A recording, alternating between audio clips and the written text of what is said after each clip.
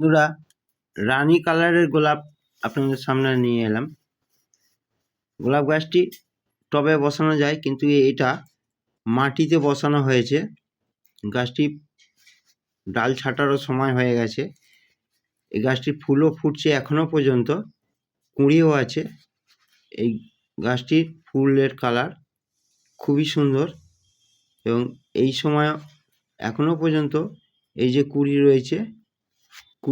রয়েছে, অসংখ্য কুড়িও আছে, কিন্তু ডাল ছাড়তে হবে, নাহলে বয়স্ক ডালে আর বেশি বড় ফুল হবে না, যার জন্যই ডালগুলো আমাদের ছেঁটে দিতে হয়। একে খোল সার এবং গোবর সার এবং জৈব সার দিলে খুব সুন্দর ফুল হয়, ফুলগুলো বড় হয়।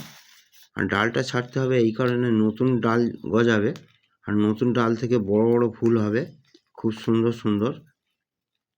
এবং